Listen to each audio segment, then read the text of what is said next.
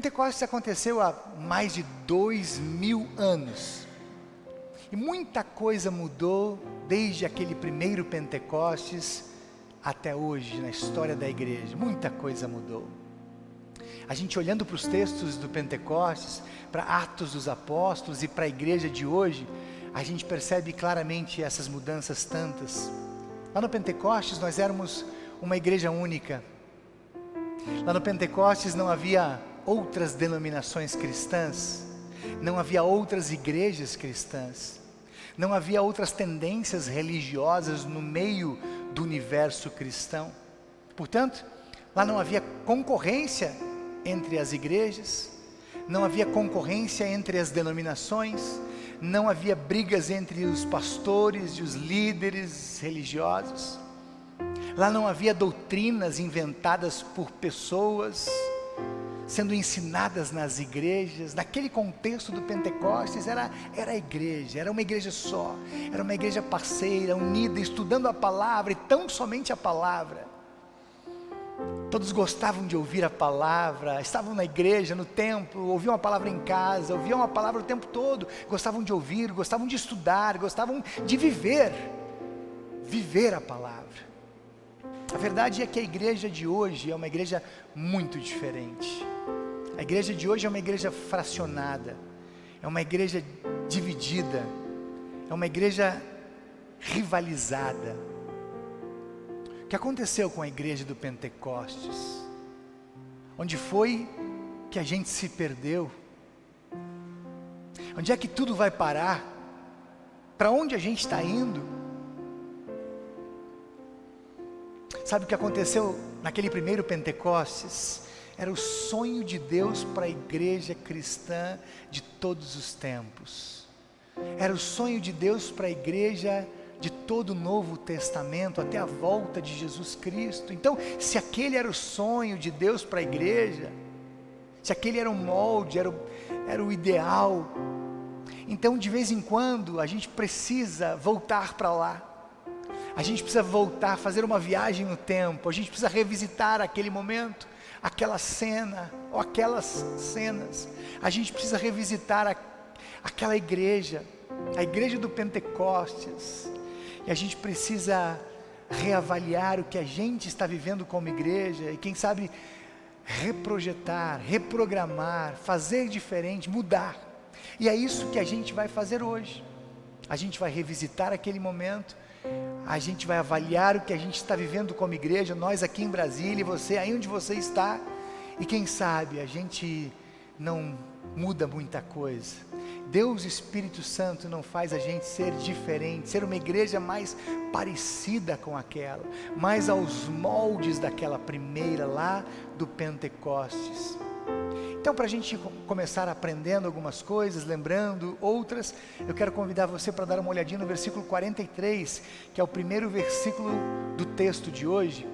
Diz que os apóstolos faziam muitos milagres e maravilhas, e por isso todas as pessoas estavam cheias de temor. Todas as pessoas estavam cheias de temor. É esse o destaque que eu quero dar. O Lucas, que é o escritor de Atos dos Apóstolos, vai dizer que a igreja estava crescendo dia após dia. Se você ler os primeiros capítulos de Atos, Lucas vai ser até repetitivo, vai dizer que todos os dias Deus acrescentava ao grupo pessoas que iam sendo salvas. A igreja estava crescendo, estava atraindo pessoas, estava sendo alvo do olhar das pessoas de fora, e as pessoas estavam querendo fazer parte da igreja, querendo fazer parte daquele grupo. É que aquele grupo estava cheio do Espírito Santo, aquele grupo estava tendo prazer em se encontrar, em ouvir a palavra e se ajudar mutuamente. Versículo 42 do texto diz que todos seguiam os ensinamentos dos apóstolos, e os ensinamentos dos apóstolos não eram outros senão os da palavra.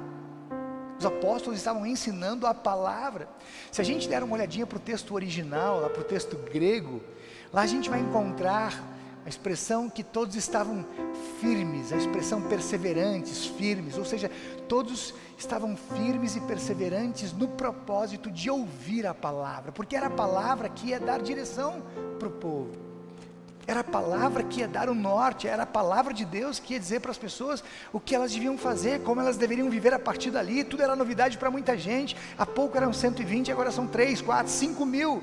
Essa gente não sabe para onde ir. A palavra é que dirige, a palavra que é o norte. A palavra ensina a ser igreja, a palavra ensina a temer a Deus, a palavra ensina a gente a se cuidar como igreja. E um dos efeitos impressionantes da palavra na vida daqueles primeiros cristãos é que produzia no coração de todos temor ao Senhor, temor ao Senhor. É por isso que o texto no versículo 43 de hoje vai dizer que todas as pessoas estavam cheias de temor a Deus.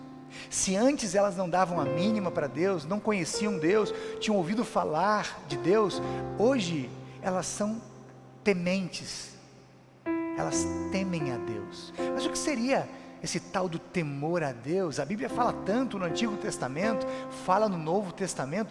O sábio Salomão, num dos seus provérbios, até diz que o temor do Senhor é o princípio de toda a sabedoria. Segundo a palavra de Deus, o temor do Senhor é um sentimento saudável, é um misto de sentimentos. É um sentimento saudável de amor, de medo, de reverência, de respeito. E sabem por que o temor é tão importante? Porque ele é o princípio da sabedoria. Porque nós temos uma tendência natural de nos achar demais. A gente, de vez em quando, se acha muito autossuficiente. Até outro dia eu falei, de vez em quando a gente nem usa mais a palavra, nem lê mais a Bíblia, nem ora mais. A gente meio que já pode se cuidar sozinho. É como se a gente declarasse a independência da gente, não é assim? Temos uma tendência grande, temos uma tendência de achar que os nossos pecados nem são tão grandes, ou tão graves assim. Às vezes nem achamos que pecamos. E como diz o texto de João, se a gente não confessa o pecado, diz que não tem pecado, nós estamos enganando a nós mesmos, estamos chamando Deus de mentiroso. Aí vem a palavra de Deus, quando a gente está se sentindo assim, a palavra vem com todo o poder, vem na direção da gente com uma força extraordinária e coloca a gente nos nossos devidos lugares. Aí a palavra de Deus lembra que a gente é grande pecador, que a gente é grande e miserável pecador, que a gente depende de Deus para que os nossos pecados sejam perdoados, a gente depende de Deus para viver, para a gente saber viver, para a gente saber decidir, para a gente saber escolher, para a gente cuidar da gente, cuidar da família da gente, cuidar da igreja que Deus nos deu. A palavra de Deus vem para a gente e lembra que a gente precisa do perdão, e de repente que a gente achava que não precisava de perdão, agora estamos ansiosos pelo perdão, como os guardas anseiam pelo romper da manhã. Ansiamos pelo perdão como os guardas pelo romper da manhã. De repente nós reconhecemos que sem Deus nós não somos nada. De repente a gente está temendo. De repente a gente está temendo a Deus. E esse é um dos sentimentos incríveis, extraordinários daquela igreja, dos primeiros cristãos. Talvez um sentimento que a gente devia resgatar. Mais temor, mais amor, mais medo, mais misto de amor e medo, mais reverência, mais respeito. Um segundo detalhe legal, está no versículo 44, todos os que criam estavam juntos e unidos, e repartiam tudo uns com os outros. O segundo destaque que eu quero dar,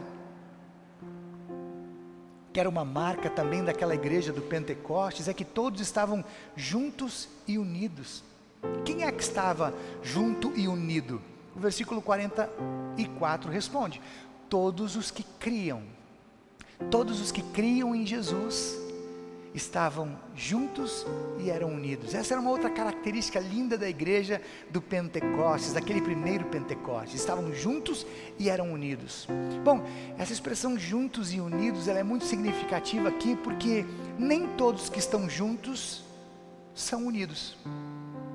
Às vezes numa mesma casa de 4 pessoas, todos estão ali na sala, todos estão debaixo do mesmo teto, das 4 paredes, mas não são unidos, mas nem se falam, nem se conversam. Isso acontece também com igrejas. Às vezes, igrejas com 30 pessoas ou com 300, que é o caso da nossa, que tem 300 pessoas, mas não é o caso de a gente não se conversar. Mas às vezes igrejas com 30, ou com 300, ou com 1000, ou com 10, as pessoas se reúnem, se encontram, estão sempre juntas, mas não são necessariamente unidas. O que significa que aquelas pessoas eram unidas, estavam sempre juntas e eram unidas? Olha o que diz os versículos 44 e 45. Todos os que criam estavam juntos e unidos e repartiam uns com os outros o que tinham. Vendiam as suas propriedades e outras coisas, e dividiam o dinheiro com todos, de acordo com a necessidade de cada um. Queridos, uma igreja que se reúne regularmente, e a gente espera que isso vá acontecer daqui a pouco de novo. A gente aqui em Brasília tem encontros toda semana, não é só domingo, tem encontros quase todos os dias, em grupos menores. Uma igreja que se reúne regularmente e que acaba se unindo por causa desses encontros regulares, é uma igreja que acaba se conhecendo, é uma igreja que se conhece melhor, é uma igreja onde uns conhecem os outros, sabem das necessidades uns dos outros, é uma igreja que se envolve uns com os problemas dos outros, uns com as alegrias dos outros, uma igreja que se preocupa uns com os outros, e uma igreja que está atenta às necessidades uns dos outros, é uma igreja que está mais desejosa em servir o outro do que, na verdade, de satisfazer os seus anseios pessoais.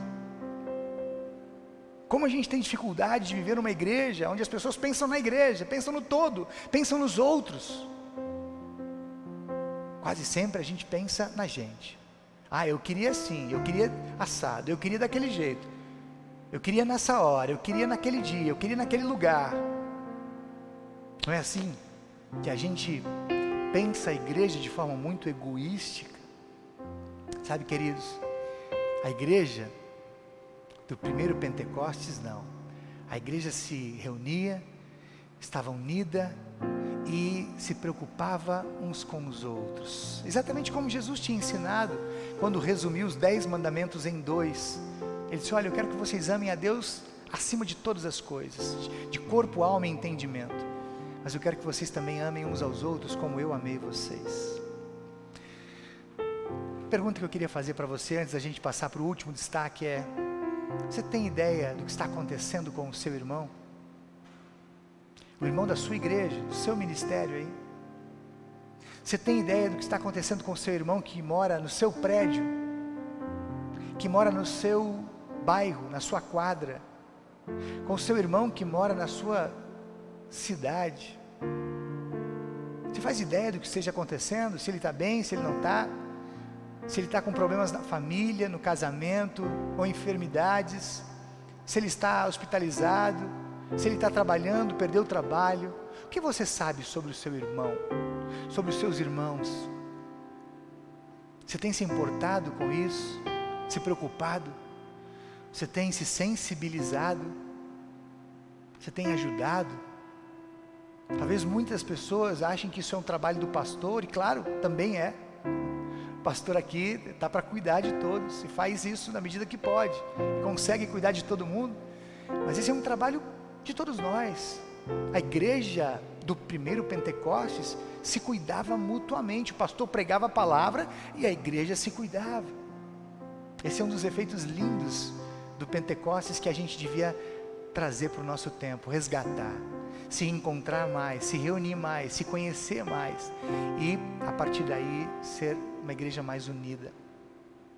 Um terceiro e último destaque que eu quero dar nessa mensagem, versículo 47, vai dizer o seguinte: louvavam a Deus por tudo e eram estimados por todos. Eram estimados por todos. Só para você ter uma ideia, olha que resumo bonito que o Lucas vai fazer dos últimos versículos 46 e 47. Todos os dias eles estavam na igreja adorando a Deus, tementes a Deus, adoravam a Deus. Se reuniam todos os dias nas casas para as refeições, para a Santa Ceia e para as refeições. A gente viu no estudo dessa semana, semana passada, né? Louvavam a Deus em todo o tempo. E quarto, eram estimados de todos. E o versículo 47 diz que, por causa de tudo isso, o resultado de tudo isso é que Deus acrescentava ao grupo, dia a dia, aqueles que iam sendo salvos. O número de seguidores de Jesus aumentava dia após dia. Queridos, se eu não me engano, foi um historiador do primeiro século que disse, Flávio Josefo, que disse que as pessoas naquela cidade, ali em Jerusalém, as pessoas que estavam acompanhando a igreja, vendo a igreja se reunir, andando para lá e para cá, se movimentando na cidade, 3.000, 5.000 pessoas, 10.000 pessoas, indo para a igreja, para o pátio do templo, indo para as casas das orações, se cuidando mutuamente, as pessoas da cidade, diz esse Flávio Josefo, historiador, se não me engano foi ele que disse isso lá no primeiro século, que as pessoas olhavam para a igreja, viam a igreja se amando e se cuidando, e as pessoas diziam, vejam como eles se amam. Caramba, como eles se amam. Era um amor travestido de união e de cuidado. Sabe, queridos, sabe o que as pessoas estão vendo no povo de Deus, nos seguidores de Jesus, nessas reuniões, nesses ajuntamentos? As pessoas estão vendo nesse grupo que era de 120, agora já passa longe de 3.000, estão vendo um grupo que se ama, um grupo que se cuida, um grupo que se importa, mas mais do que isso, sabe o que as pessoas de fora estão vendo nessa igreja que se encontra, que é unida, que se ama e que se cuida? Estão vendo o próprio Jesus ali, aquele é o jeito de Jesus. Era uma igreja com jeito de Jesus, e igreja com jeito de Jesus, antes de ser uma igreja que fala sobre o que Jesus falou, é uma igreja que vive o que Jesus viveu. Por isso que a partir de Atos 11, os seguidores de Jesus vão ser chamados de cristãos, que significa os que são de Cristo, os que seguem a Cristo, os que vivem como Cristo. Lutero ia dizer que a melhor definição de cristão é pequeno Cristo. Para terminar essa mensagem, eu queria dizer para você que parece até contraditório que Lucas, de repente, um pouquinho antes do nosso texto, diz que todos estavam cheios do Espírito Santo, e agora ele vai dizer que todos estão cheios de temor.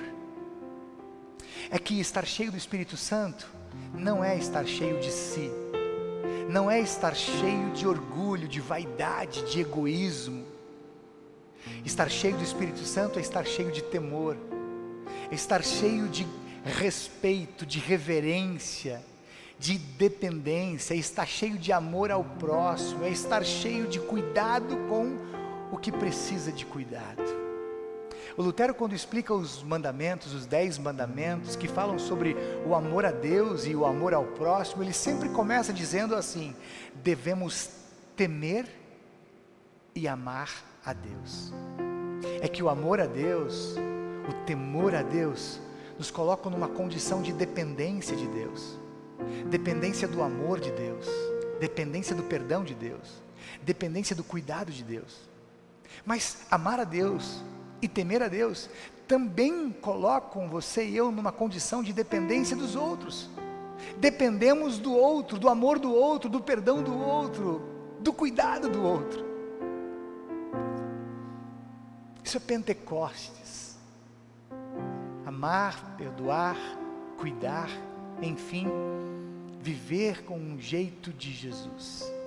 Eu desejo do fundo do meu coração que isso aconteça nessa igreja aqui de Brasília, que aconteça aí na sua igreja, a igreja que você congrega ao redor do Brasil, que aconteça na igreja de hoje, aquilo que acontecia no Pentecostes de 2000 anos, aquele primeiro Pentecostes. Amém? Amém.